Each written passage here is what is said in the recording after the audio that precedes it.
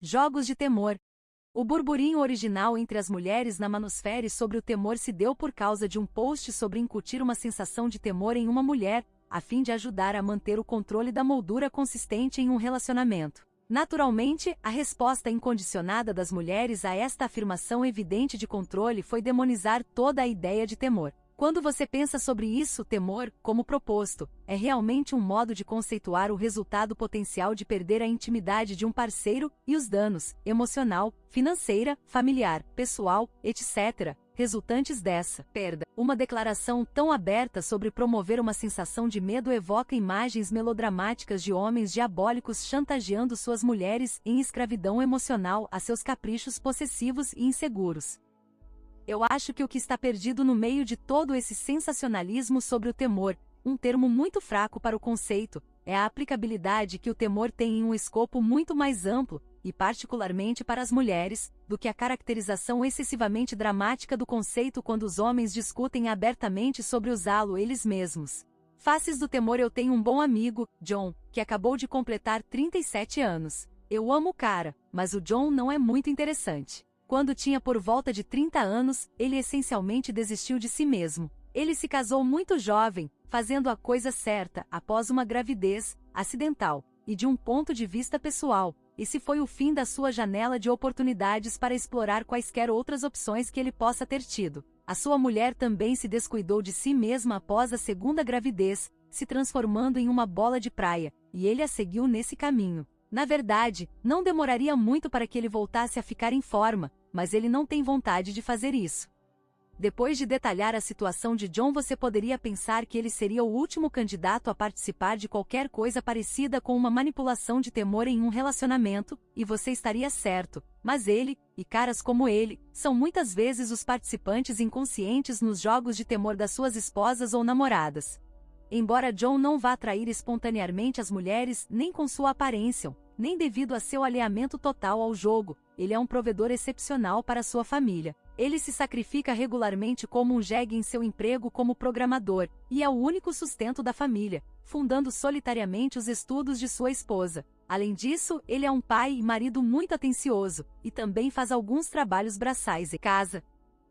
Apesar de tudo isso, a sua mulher tende a ser uma megera, intimidando-o regularmente, o que acabou sendo passado para as personalidades de suas filhas adolescentes, que o tratam da mesma forma dura que sua mãe faz.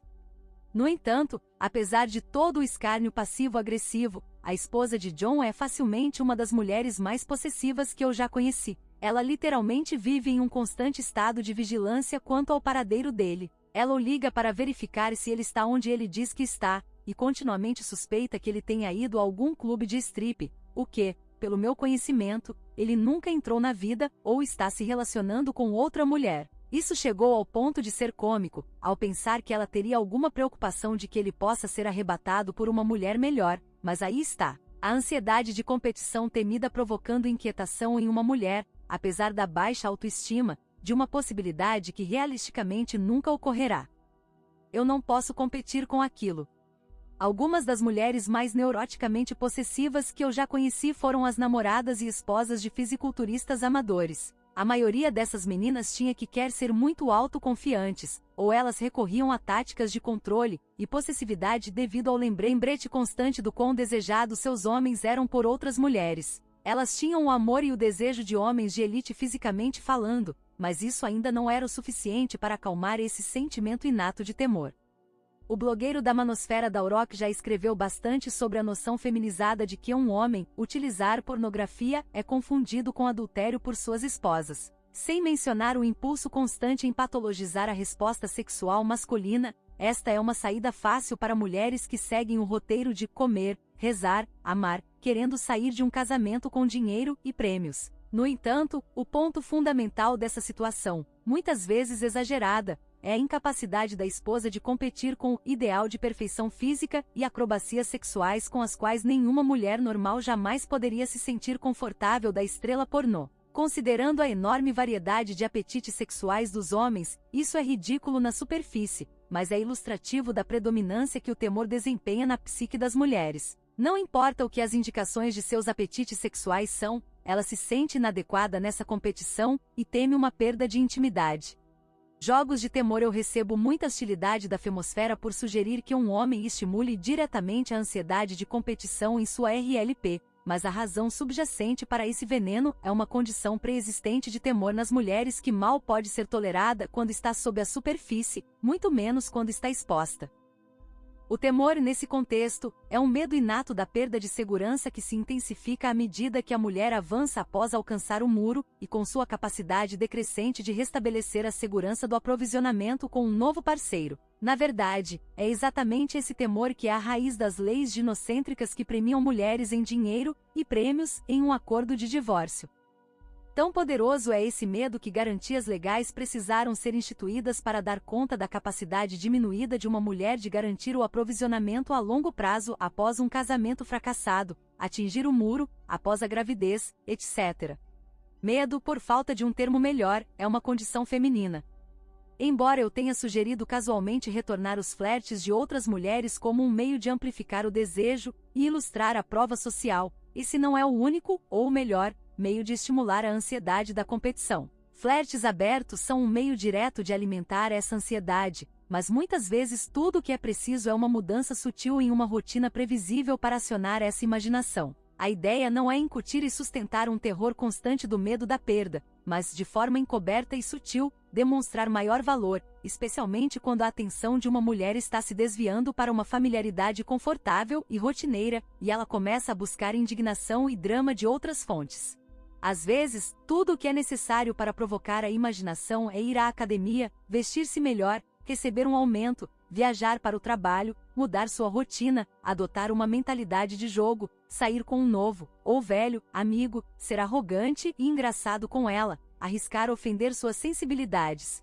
A maioria das mulheres acredita que suas bucetas são suficientes para manter seus homens sob controle durante toda a vida, mas quando o VMS de uma mulher declina e um homem aprecia sua confiança, essa forma de alavancagem cai, forçando-as a adotar um novo esquema para controlar o medo de perda. Quando você viaja para Las Vegas para aquela feira, e sua esposa te fode com ardor na noite anterior, você está experimentando um desses novos esquemas. Não demora muito, na maioria das vezes o toque mais leve funciona. Um bom jogo de temor nem precisa ser iniciado por você. Muitas vezes, as mulheres fazem isso por si mesmas, ou descobrem fontes de prova social que reafirmam seu status desejável.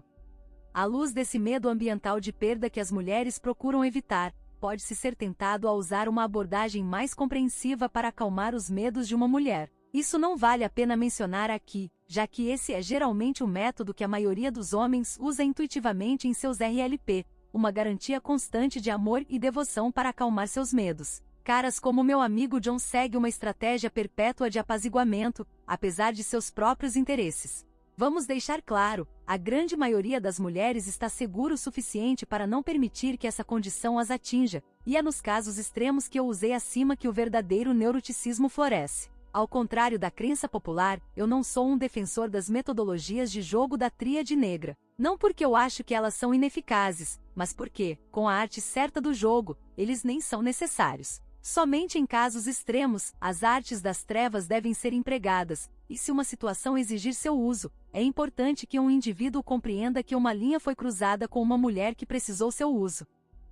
Então, sim, você deve tentar tranquilizar um RLP de seu amor e devoção, mas saiba que, devido ao medo intrínseco das mulheres da perda de segurança e à ansiedade da concorrência que vem de uma capacidade declinante de competir com as suas irmãs, você nunca alcançará um estado ideal de satisfação, e certamente não apenas confiando apenas no conforto e na familiaridade. Ela quer que você balance o barco, é o que faz ela se sentir viva.